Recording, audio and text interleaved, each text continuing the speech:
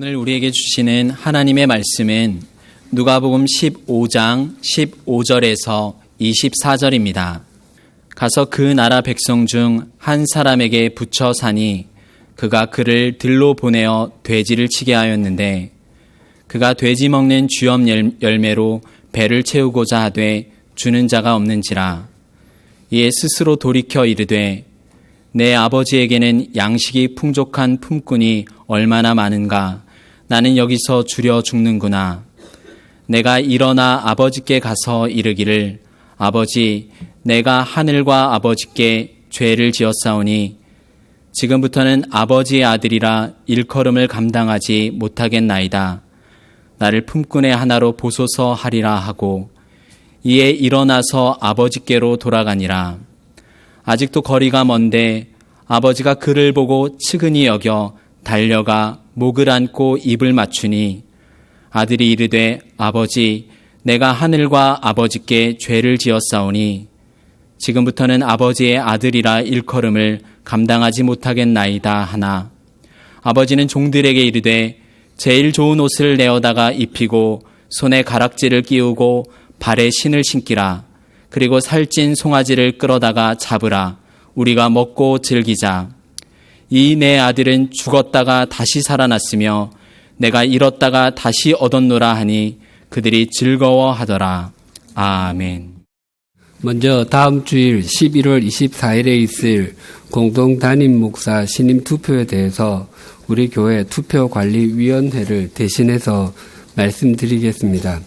우리 교회 정관에 새로 청빙받은 각 담임 목사는 목회 시작 후 1년이 되는 때에 공동의회 신임을 얻어야 한다라고 되어 있습니다. 그래서 4명의 공동 담임 목사가 주일 기준으로 2018년 11월 넷째 주일부터 본격적으로 시작했기 때문에 2019년 11월 넷째 주일에 신임 여부에 대해서 투표를 하는 것입니다. 아무쪼록 선거인에 해당하시는 교우님들께서는 우리 교회가 한국 교회가 미래로 나아가는데 길닫기의 역할을 하고 이정표의 역할을 하게 될 이 투표에 동참해 주시기 바랍니다. 미국 기독교 작가인 필립 얀시가 쓴 놀라운 하나님의 은혜란 책에 보면 이런 이야기가 있습니다. 소녀는 미시간주 트래버스시티 버지 농장에서 자랐습니다. 부모는 약간 구식이라 딸이 듣는 음악, 코걸이, 치마 길이 등에 과민한 반응을 보이곤 했습니다. 어쩌다 외출 금지령이 떨어지면 소녀는 가슴이 부글부글 끓었습니다. 어느 날 소녀는 아버지와 말다툼 후에 그동안 생각으로만 수없이 연습했던 가출을 감행했습니다. 소녀는 디트로이트로 가기로 했습니다. 그 도시는 전에 교회 중고등부에서 디트로이트 타이거스 팀의 야구 경기를 보기 위해서 버스를 타고 한번 가본 일이 있기 때문이었습니다. 트래버스 신문마다 디트로이트 시내의 갱단, 마약, 폭력 등의 기사가 무서울 정도로 자세히 보도되고 있던 터라 소녀는 부모가 그런 곳까지는 자기를 찾아 나서지 못하리라고 생각했기 때문이기도 했습니다. 가출 후 이틀째 되는 날에 소녀는 지금까지 본 것 중 가장 큰 차를 타고 다니는 한 남자를 만나게 되었습니다. 남자는 차도 태워주고 점심도 사주고 머물 곳도 마련해 주었습니다. 소녀는 남자가 준 알약을 먹고 생전에 몰랐던 기분에 빠져들었습니다. 소녀는 역시 내가 옳았어. 아빠, 엄마는 재미있는 것은 하나도 못하게 했던 거야 라고 단정했습니다. 그렇게 한 달, 두 달, 1년이 별탈 없이 흘러갔습니다. 큰 차를 모는 남자, 소녀에게는 사장님으로 통하는 그 남자는 소녀에게 남자들이 좋아하는 일을 몇 가지 가르쳐 주었습니다. 소녀는 아직 미성년자였기 때문에 남자들이 내는 돈에서 웃돈이 더 붙었습니다. 소녀는 가끔 식구들이 생각날 때도 있었지만 지금은 거기서 자랐다는 것이 전혀 믿어지지 않을 정도로 가족들의 삶이 답답하고 촌스럽게 여겨졌습니다. 어느 날 소녀는 우유팩 뒷면에 사람을 찾습니다라는 문구와 함께 자기 사진이 실린 것을 보고 놀랐습니다. 하지만 이제는 머리도 금발이고 짙은 화장에 여기저기 구멍도 뚫고 보석까지 달고 있는 여자를 그 아이로 볼 사람은 아무도 없으리라고 생각했습니다. 게다가 함께 있는 친구들도 대부분 가출한 아이들이기 때문에 서로 밀고 하는 일도 없었습니다. 1년이 지나면서 소녀의 얼굴에 병색이 돌기 시작하자 사장은 돌변했습니다. 결국 소녀는 한 푼도 없이 길거리로 나앉게 되었습니다. 여전히 하룻밤에 2-3건씩 일을 건지기는 했지만 번 돈으로 마약을 사면 끝이었습니다. 겨울이 오자 소녀는 대형 백화점 밖 쇠창살에 기대어 잠을 잤습니다. 기침은 점점 더 심해졌고 배도 몹시 고팠습니다. 소녀는 바닥에 웅크리고 있다가 불현듯 벚꽃이 만발한 5월의 고향 생각이 났습니다. 소녀는 뛰어놀며 사냥개가 테니스 공을 물기 위해서 숲을 달리는 장면이 떠올랐습니다. 하나님, 어쩌다가 제가 집을 나왔을까요? 소녀는 혼잣말로 중얼거렸지만 가슴이 미어지는 것 같았습니다. 우리 집 개도 나보다는 잘 먹는데 라고 생각하며 흐느껴 울었습니다. 그리고 견딜 수 없을 정도로 집으로 돌아가고 싶다는 생각을 했습니다. 소녀는 용기를 내어서 집으로 전화를 걸었지만 계속 응답기가 울렸습니다. 처음 2번은 그냥 끊었지만 3번째에 메시지를 남겼습니다. 아빠, 엄마, 저예요. 집으로 갈지도 모르겠어요. 집 방향으로 버스를 타요. 그쪽에 가면 자정쯤 될 거예요. 아빠, 엄마가 없으면 그냥 버스에 앉아 캐나다까지 가게 되겠죠. 버스로 디트로이트에서 트래버스시티까지는 7시간 정도가 소요되었습니다. 그 사이 소녀는 여러 가지 생각을 했습니다. 만약 아빠, 엄마가 출타 중이어서 메시지를 듣지 못한다면 하루 이틀을 기다린 후 다시 전화를 해야 하지 않을까? 혹시 설사 집에 계신다 하더라도 딸 하나 오래전에 죽은 셈 치고 단념하고 계실지도 몰라 와 같은 생각을 했습니다. 그런 중에도 아버지에게 할 말을 준비하느라 소녀의 머릿속은 어지럽기만 했습니다. 아빠, 죄송해요. 아빠 잘못이 아니에요. 제 잘못이에요. 용서해 주세요. 이 말을 목이 잠길 정도로 수없이 연습했습니다. 마침내 버스가 터미널 안으로 들어서자 운전기사는 안내 방송을 했습니다. 정차 시간은 15분입니다. 소녀는 손거울로 얼굴을 살피고 머리를 매만진 뒤 윗니와 아랫니로 입술에 있던 립스틱 자국을 지웠습니다. 부모님이 자기를 알아볼까도 잠시 생각했습니다. 물론 나와 계시는 경우에 말입니다. 소녀가 터미널로 들어서자 상상하지 못했던 일이 벌어져 있었습니다. 거기에는 부모와 형제, 자매는 물론 삼촌들, 사촌들, 할머니, 증조할머니, 이모할머니까지 40여 명이나 되는 일가 친척들이 모두 다 나와 있었습니다. 저마다 우스꽝스러운 파티 모자를 쓰고 요란한 악기를 불고 있었습니다. 터미널 벽은 온통 환영이라는 현수막으로 뒤덮여 있었습니다. 환영 인파 속에서 아버지가 다가오자 소녀는 눈물이 아른거리는 눈으로 아버지에게 외워둔 말을 시작했습니다. 아빠, 죄송해요. 그 순간 아버지가 말을 가로막았습니다. 쉿, 이러고 있을 때가 아니야. 용서를 빌고 있을 시간이 없어. 파티에 늦을라. 집에 파티가 준비되어 있거든. 오늘 본문은 집으로 돌아가는 가출 소녀와 같이 집으로 돌아가는 한 젊은이 둘째 아들에 대해서 소개하고 있습니다. 둘째는 아버지에게 할 수 없는 요구를 당당하게 했습니다. 유산 중 자신의 몫을 미리 요구했습니다.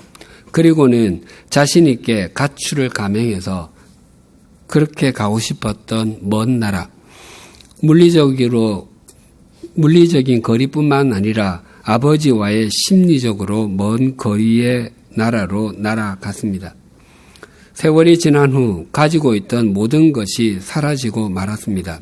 그리고 그 나라에 크게 흉년까지 들었습니다. 그때가 되자 둘째는 비로소 깨닫게 되었습니다. 자신이 가지고 있는 것이 자신을 결코 지켜주지 못한다는 사실을 절실히 깨달았습니다. 그래서 이제는 사람에게 매달리기 시작했습니다. 15절입니다. 가서 그 나라 백성 중 한 사람에게 붙여 사니 그가 그를 들로 보내어 돼지를 치게 하였는데, 이 둘째는 그 나라 사람 중 한 명에게 붙여 살았다라고 합니다. 이것은 단지 그 사람에게 고용되어 일했다는 정도의 의미만이 아닙니다. 붙여 살다의 형태가 수동태이고 문자적인 의미는 악교로 붙이다입니다. 그러니까 둘째는 그 사람에게 도움을 받지 않으면 도저히 살 수 없는 지경에 이르게 되었던 것입니다. 제발 입에 풀칠만 하게 해주십시오. 주인님이 아니면 저는 죽습니다. 무슨 일이든 시키는 대로 하겠습니다. 제발 저를 쫓아내지만 말아 주십시오라고 같은 말로 사정했던 것이었습니다. 그러나 둘째는 다른 사람들도 자신을 지켜주지 못한다는 사실을 절감해야 했습니다. 16절입니다. 그가 돼지 먹는 쥐염 열매로 배를 채우고자 하되 주는 자가 없는지라. 쥐염 열매는 현재 이스라엘에서 카롭이라고 불리는 나무에 열리는 꼬투리입니다. 이 열매의 씨앗이 고대의 저울추로 사용되었기 때문에 다이아몬드의 무게 단위인 캐럿이 여기에서 나왔다고 합니다. 이 열매는 주로 돼지, 소, 말 등의 사료로 쓰였습니다. 사람들은 잘 먹진 않았지만 헐값에 팔려 몹시 가난한 사람들은 음식으로 먹거나 극심한 흉년에 구황식물로 먹기도 했습니다. 그리고 쥐염 열매와 메뚜기의 히브리어 발음이 비슷하여서 메뚜기 나무라고 불리기도 하고, 세례자 요한이 빈 들에 살면서 먹었던 것이 메뚜기가 아니라 이 나무 열매였다고도 하여 세례자 요한의 빵이라고도 불립니다. 오래전에 어떤 분이 이스라엘 성지 순례를 다녀온 후 말린 쥐염 열매 하나를 주셨는데 아주 큰 고추를 말린 정도의 크기였습니다. 말린 열매였음에도 불구하고 역한 냄새가 났습니다. 한동안 책상 서랍 속에 두었다가 더 이상 보관하지 못하고 버렸던 적이 있습니다. 하지만 둘째에게 이런 열매조차 주는 사람이 없었습니다. 그래서 비로소 둘째는 아버지를 생각하게 되었습니다. 17절이 이렇게 증가합니다. 이에 스스로 돌이켜 이르되 내 아버지에게는 양식이 풍족한 품꾼이 얼마나 많은가. 나는 여기서 추려 죽는구나. 둘째는 비로소 지난날에 자신이 얼마나 잘못 생각하게 되었는지를 비로소 바르게 생각하게 되었습니다. 자신의 처지가 아버지의 집에서 일하는 일꾼보다도 못하다는 사실을 알았습니다. 자신이 일꾼의 위치에 있게 되고 나니까 자신과 자기 집에서 일하는 사람들을 비교할 수 있게 된 것입니다. 그리고 아버지를 다시 생각할 수 있게 되었습니다. 자기 주인은 실컷 부려먹고도 돼지가 먹는 쥐염 열매도 주려고 하지 않는 수전노인데 반해 아버지는 품꾼에게 일을 시키면 그 일꾼이 양식을 저장할 정도의 봉급을 주는 인자한 분이시라는 것을 비로소 깨닫게 된 것이었습니다. 둘째가 자신의 현 실상을 바르게 분별할 수 있게 되자 아버지가 어떤 분이신지를 더욱 또렷하게 확인하게 되었습니다. 우리 역시 동일합니다. 우리 자신의 실상을 직시하지 못했을 때는 하나님을 향해서 온갖 원망과 불만을 터뜨립니다. 하나님이 천지를 창조하신 분이라고 하시면서 내 기도 제목 하나 들어주지 않으십니까? 들어주시면 제가 하나님을 10배는 더 잘 섬길 것인데 왜 외면하십니까? 하나님은 내 삶을 인도하신다고 하면서 경제적인 궁핍함, 가족의 질병, 찢어진 관계를 왜 회복시켜주지 않으십니까? 감사할 만한 내용을 주셔야 감사하지 않겠습니까? 등등의 질문이 수도 없이 떠오를 수 있습니다. 그러나 그 모든 질문은 자신이 얼마나 형편없는 존재인지 자신의 실상을 직시하는 순간에 모든 질문은 봄눈 녹듯이 사라지게 됩니다. 혹 이런 질문이 여전히 마음속에서 떠오르시는 분이 계신다면 하나님을 향하시면서 조금만 더 기다리시면 됩니다.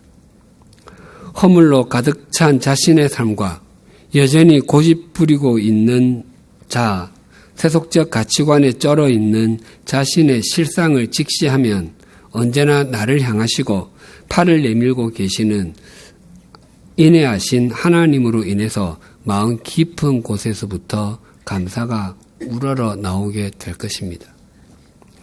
자신의 실상을 처절하게 확인한 둘째는 아버지를 만났을 때 무슨 말로 용서를 구해야 할 것인지에 대해서 이렇게 생각했습니다. 18절과 19절이 이렇게 생각합니다. 내가 일어나 아버지께 가서 이르기를 아버지 내가 하늘과 아버지께 죄를 지었사오니 지금부터는 아버지의 아들이라 일컬음을 감당하지 못하겠나이다. 나를 품꾼의 하나로 보소서 하리라 하고 둘째는 아버지에게 자신을 다시 아들로 받아달라고 말하지 못하고 품꾼의 하나로 받아달라고 고백하겠다고 생각했습니다. 그렇게 아버지의 가슴에 대못을 받고 떠났기 때문에 그렇게 표현하는 것이 당연하게 여겨집니다. 그러나 이 순간부터 비로소 둘째는 아버지의 아들다운 아들로 새롭게 빚어지기 시작합니다. 때때로 성인이 되어서 예수를 믿게 된 사람들의 간증을 들을 때가 있습니다. 그 속에 이런 내용들을 담고 있습니다. 좀 더 젊었을 때, 좀 더 헌신할 수 있었을 때, 좀 더 가진 것이 많았을 때 믿었더라면 더 좋았을 텐데 이렇게 늦게 믿어서 아쉬움이 많습니다. 그러나 그때라도 믿었기 때문에 이전에 잘못 살았던 모든 과정이 하나님의 자녀가 되게 하기 위한 하나님의 오묘하시고도 오차가 없으신 인도하심이었다는 것을 깨닫게 되곤 합니다. 아버지를 만나고 난 후에 해야 할 말을 생각한 둘째가 취한 행동이 이러하였습니다. 20절 상반절입니다. 이에 일어나서 아버지께로 돌아가니라. 이것이 둘째의 가장 훌륭한 행동입니다. 신앙의 핵심은 언제나 아버지께로, 하나님 아버지께로 돌아가는 것입니다. 특별히 둘째는 일어나서 아버지께로 돌아갔습니다. 일어나다라는 동사 아나스테미는 일어나다는 뜻도 있지만 신약 성경에서 주로 부활하다라는 단어로 사용되는 말입니다. 그래서 둘째가 아버지께로 돌아가기 위해서 일으켜 세운 것은 단지 그의 몸만이 아니었습니다.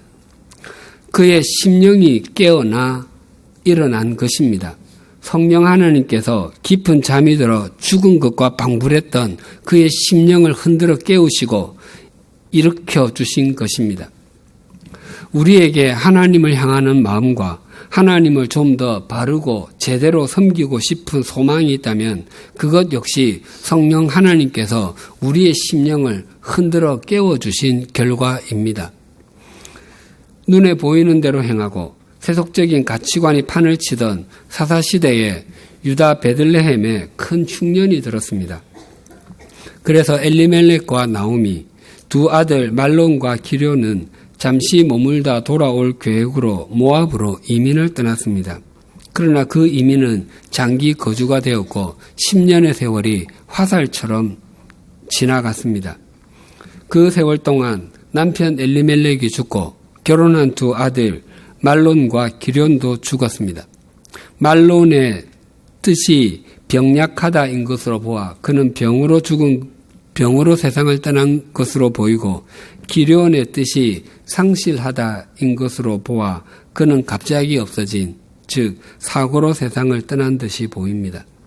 이민 10년 만에 남은 것은 여인 셋밖에 없었습니다.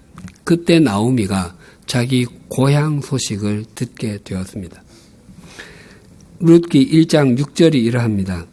그 여인이 모압 지방에서 여호와께서 자기 백성을 돌보시사 그들에게 양식을 주셨다 함을 듣고 이에 두 며느리와 함께 일어나 모압 지방에서 돌아오려 하여 그 소식은 하나님께서 자기 백성들을 돌아보아 주셔서 양식을 주셨다는 것이었습니다. 나오미는 이방 땅에서 아무것도 남지 않은 자신의 실상을 발견한 순간 하나님이 어떤 분이신지를 비로소 깨닫게 된 것입니다. 그래서 나오미는 두 며느리와 함께 일어나서 베들레헴으로 향했습니다.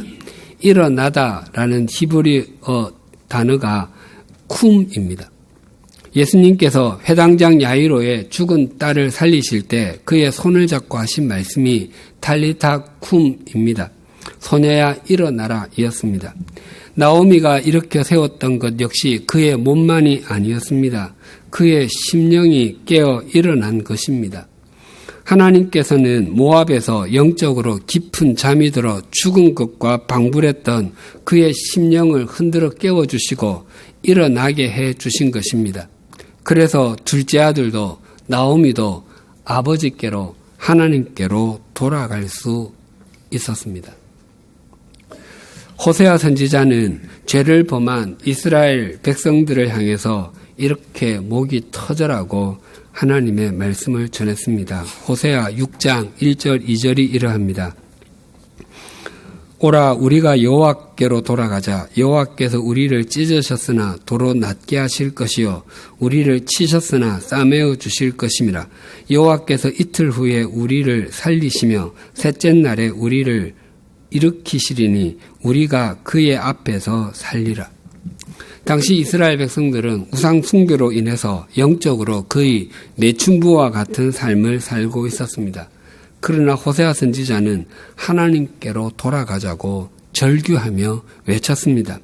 그가 그렇게 할 수 있었던 이유는 하나님을 외면하고 세속적 가치관을 따라 살다가 삶이 만신창이가 되고 갈기갈기 찍힌 상태에 있을지라도 하나님께로 돌아가기만 하면 하나님께서는 조각난 인생을 가지고도 훌륭한 모자이크 작품을 만드실 수 있는 분이심을 굳게 믿었기 때문입니다.